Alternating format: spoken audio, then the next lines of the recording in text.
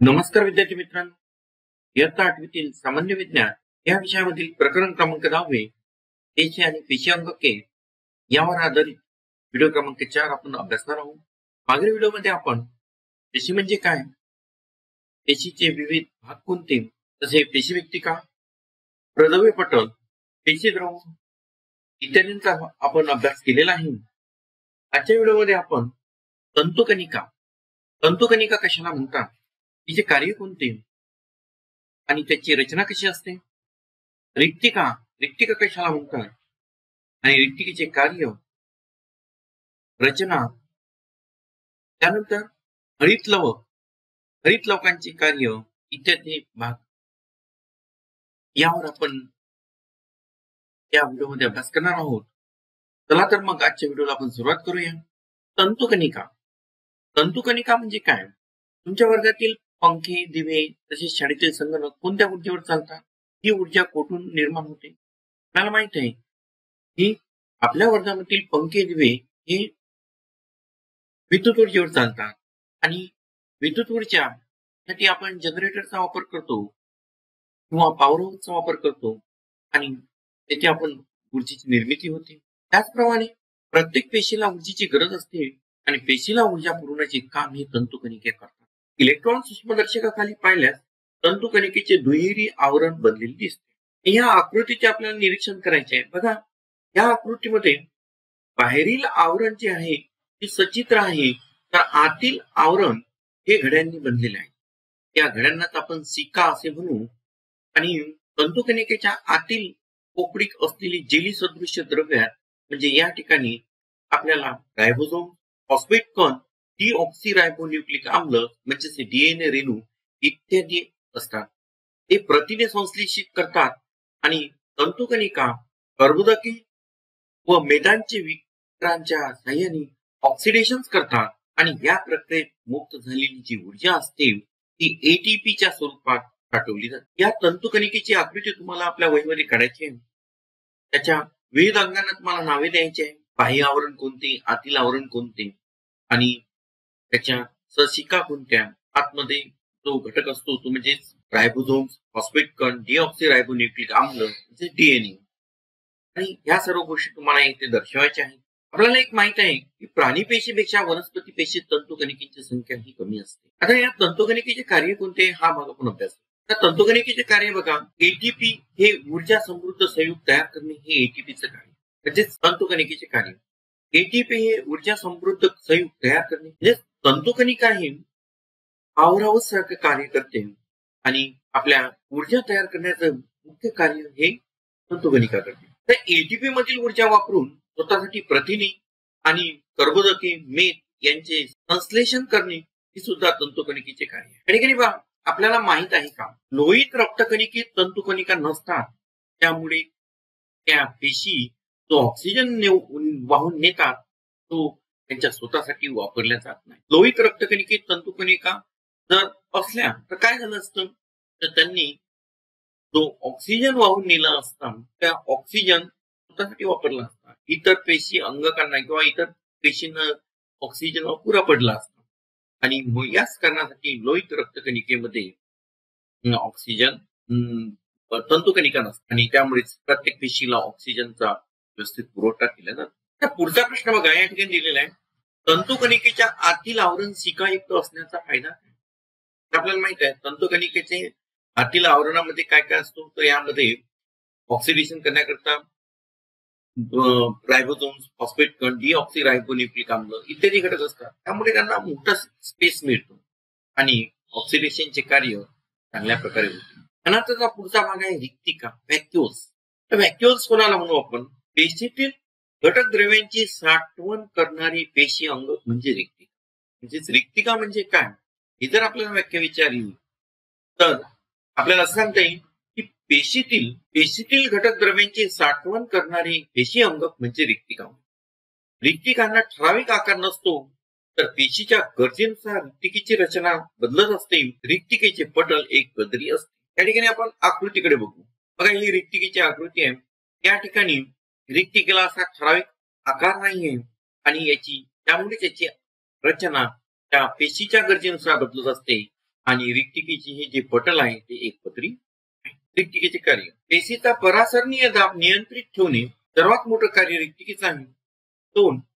चयापचय क्रियेत बनलेली उत्पादिते म्हणजेच कोणकोणते?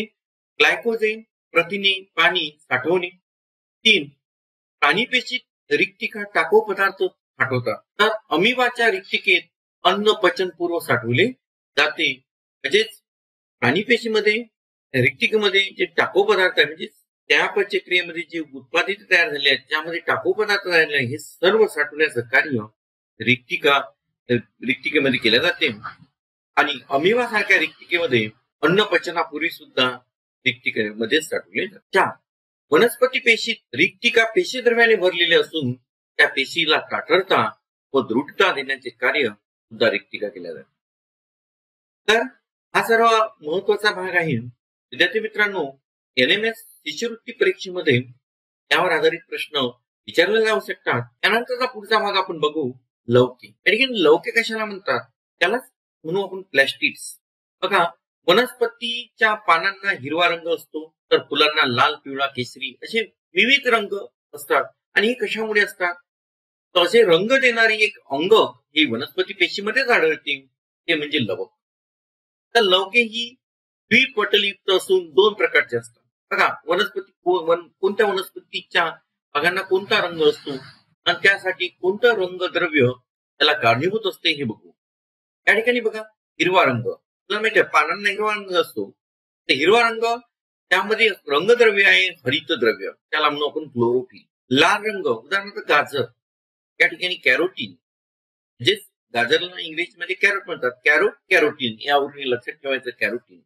नंतर पिवळा झॅन्थोफिल आणि जांभळा रंग किंवा निळा रंग आणि तो मिळतो आपल्याला अँथोसायनिन. गडद गुलबक्षी रंग त्यामध्ये बीट, जर बीट तुम्ही कापून पाहिली तर आपल्याला गडद गुलाबी रंगाची दिसते आणि त्यावरून बीट वरून लक्षात ठेवायचं बिटालिन्स. आता लवकांचे वेगवेगळे प्रकार आहेत. त्यामध्ये 2 प्रकार दाखवलेले त्यांनी. अवर्ण लवके म्हणजे जे रंगहीन असतात, पांढरी असतात, त्याला लुकोप्लास्ट असं सुद्धा म्हटलेलं आहे, अवर्ण लवके. आणि 2 नंबर आहे वर्ण लवके म्हणजे रंगीत, वेगवेगळ्या रंगाची, उदाहरणार्थ लाल, पिवळा, निळा, जांभळा अशा प्रकारचे. त्याला म्हणू आपण क्रोमोप्लास्ट. म्हणजेच वर्णलौके एक आणि दुसरं वर्णलौके. हरित लौके ही वर्णलौके असून इतर प्रकारच्या वर्णलौकात रूपांतरित होऊ शकते. म्हणजेच वनस्पतीला जो हिरवा रंग मिळतो तो हरित लौकांमुळे, आणि ते एक प्रकारचं वर्णलौक असून त्याचा रूपांतर वेगवेगळ्या वर्णलौकात होऊ शकते. उदाहरणार्थ समजा आपण हिरवे कच्चे टोमॅटो पिकल्यावर त्याचा रंग आपल्याला माहित आहे की लाल होतो. म्हणजे पिकल्यानंतर हरितद्रव्य नष्ट पावते व लायकोपिन तयार झालेने त्याचा रंग काय तो लाल आहे. यावर सुद्धा आधारित एनएमएसच्या एक्झाम मध्ये प्रश्न विचारला जाऊ शकतात की हिरव्या टोमॅटो मध्ये हरित लौके असते तर पिकल्यानंतर कोणत्या रंगामध्ये त्याचं रूपांतरण होते किंवा कोणत्या वर्णलौकामध्ये रूपांतरित होते ते म्हणजे लायकोपिन. त्यानंतर आपण पुढचा भाग बघणार आहोत म्हणजे हरित लवक. आपल्याला माहित आहे हरित लवक हे सुद्धा एक प्रकारचं वर्णलवक आहे. त्याला म्हणू आपण क्लोरोप्लास्ट. या ठिकाणी त्या आकृतीचे निरीक्षण करायचे आपल्याला. बघा, या ठिकाणी ही आहे हरित लवकांची आकृती. या ठिकाणी पिटिका आहे, त्याला जलीय द्रव्य असं म्हटलं जाते. त्यानंतर लवकरणी आतील आवरण, या ठिकाणी आतलं आवरण आहे आणि हे जे आहे हे बाह्य आवरण आहे. मध्य भागातील जागा दाखवलेली आहे आणि ही थायलॅकॉइड आहे. तर ही आकृती तुम्हाला तुमच्या वहीमध्ये काढायची आहे. त्याला वेगवेगळे नावं द्यायचे आणि एनएमएसच्या एक्झामच्या दृष्टिकोनातून किंवा आपल्या परीक्षेच्या दृष्टिकोनातून ही आकृती चांगल्या प्रकारे तयार करायची. तर या आकृतीची तोंडओळख आहे, त्याचा पुढील भाग वरील इयत्तेमध्ये तुम्हाला अभ्यासाचाच आहे. त्यामध्ये बघू आपण कृती दाखवली आहे. क्रोटन रिओ वनस्पतीच्या पानावरील पापुत्रा काढा आणि तो पापुत्रा काचपट्टीवर ठेवा व त्यातील वर्णलौकांचे संयुक्त सूक्ष्मदर्शक निरीक्षण करा. एक कृती दाखवली तुम्ही तुमच्या. त्यानंतर बघा, वनस्पतीच्या पानात चालणाऱ्या प्रकाश संश्लेषण प्रक्रियेतील हरित लवक फार महत्वाचे आहे आणि हरित लवके सौर ऊर्जेचे रासायनिक ऊर्जेत रूपांतर करतात. म्हणजे आपल्याला जर प्रश्न विचारला हरित लवकांचा कार्य कोणते आहे तर हरित लवके सौर ऊर्जेचे रासायनिक ऊर्जेमध्ये रूपांतर केलं.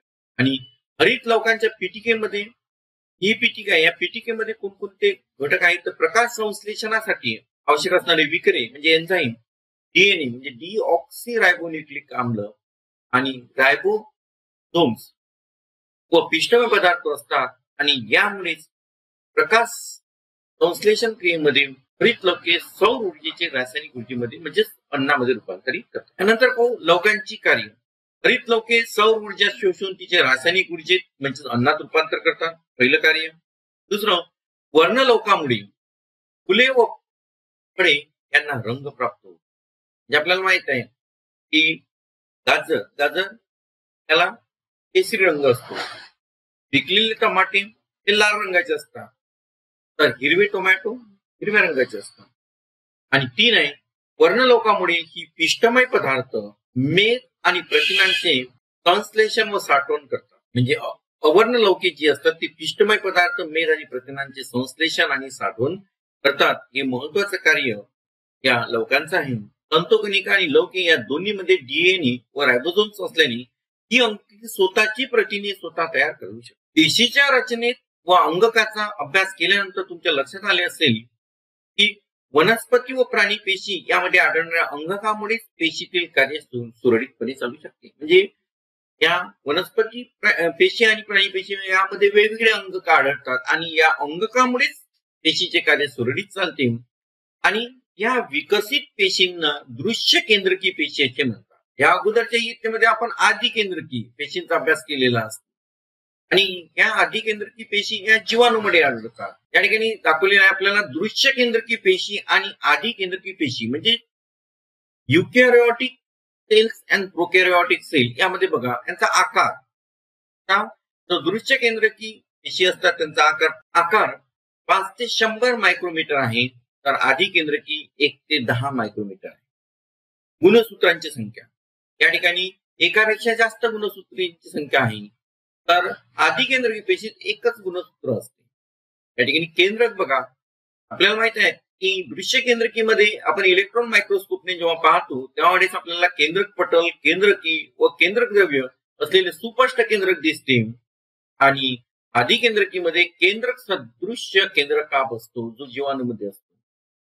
आणि पुढे बघा तंतुकणिका ज्याला आपण पॉवर हाऊस असं म्हटलेलं आहे, तंतुकणिका लवके असतात, तर या ठिकाणी आधी केंद्रकी पेशीमध्ये आवरणयुक्त अंगकेच नसतात. आणि उदाहरण जर घ्यायचं तर उच्च विकसित एक पेशीय व बहुपेशीय प्राणी, वनस्पती इत्यादी मध्ये आढळते, तर आधी केंद्रकी पेशी हे फक्त जीवाणूमध्येच आढळतात. तर ह्या ज्या पेशी आहे पेशीचा अभ्यास करणारी एक संस्था आहे.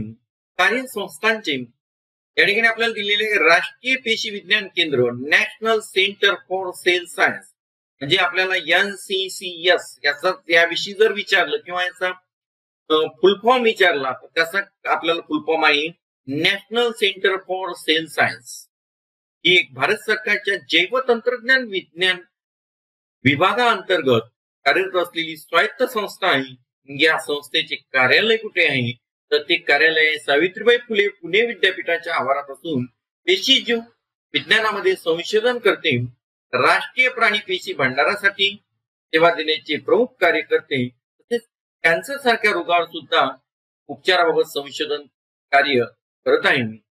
तर हे जे सेंटर आहे हे राष्ट्रीय पेशी विज्ञान केंद्र पुणे येथे सावित्रीबाई फुले विद्यापीठामध्ये आहे आणि त्यावर संशोधन करणे, कॅन्सर सारख्या रोगावर उपचार करणे, यासाठी उपचाराबाबत संशोधन कार्य करणे यासाठी कार्य या संस्थेअंतर्गत होत असते. आजच्या व्हिडिओमध्ये आपण तंतुकणिका, रिक्तिका, लवके, हरित लवके इत्यादींचा रचना कार्य भाग अभ्यासलेला आहे. त्यानंतर पाहिला आपण दृश्य केंद्रकी म्हणजे प्रोकॅरियोटिक आणि युकॅरियोटिक सेल हा सुद्धा भाग आपण अभ्यासलेला आहे. तर तुम्हाला व्हिडिओ आवडल्यास तुम्ही लाईक आणि शेअर करा आणि तुमच्या काही अडचणी असतील तर कमेंट बॉक्स मध्ये लिहा. डिस्क्रिप्शन मध्ये या अगोदरच्या व्हिडिओच्या लिंक सुद्धा दिलेल्या आहेत, तर ते सुद्धा व्हिडिओ तुम्ही अभ्यासा. दिलेल्या आकृत्या वहीमध्ये काढा, त्यांना नावे द्या